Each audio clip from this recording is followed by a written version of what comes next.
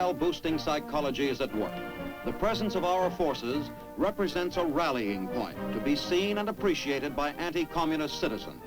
To Cito nations, our forces symbolize the same determination made plain in Europe.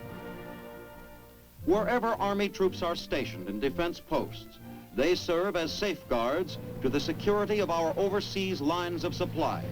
They guard our outlying naval and air bases and commercial harbors, and those of our allies, for that matter. In time of war, supply lines become lifelines.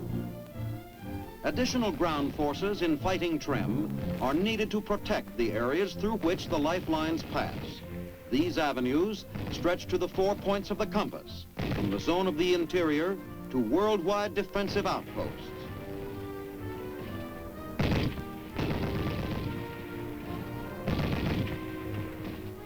With the polar air routes open for shortcut attack, our warning and defensive bases are moving further and further north. The same Army committed to the defense of warm Pacific islands must learn to do more than survive in the hostile North Country.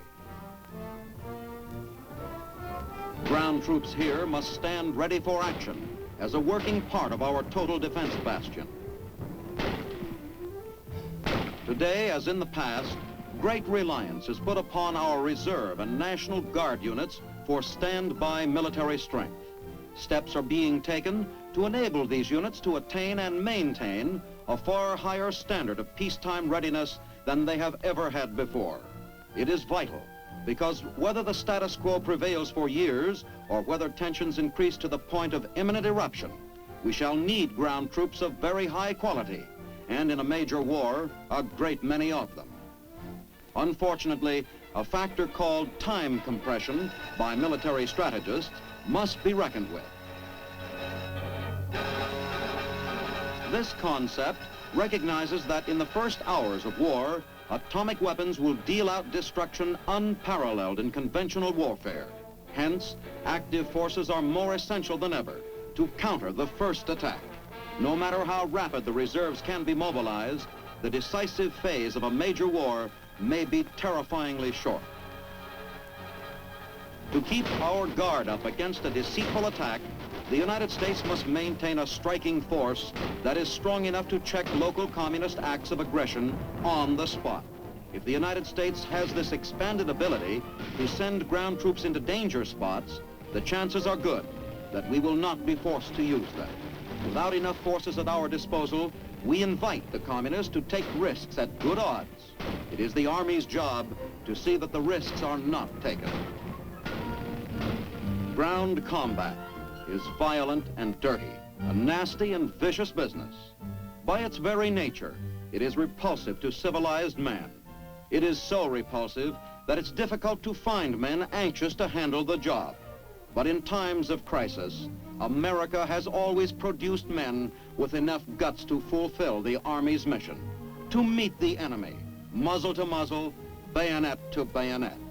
This era of ours, burgeoning with new mighty weapons, does not mark any decline in the value of ground troops, nor does it produce any doubt that in a future war, the final decision will lie in the hands of the Army, in the hands of the men who are able to advance in the face of all the hazards of the modern battlefield, to drive the enemy from his positions, and to take and to hold the land.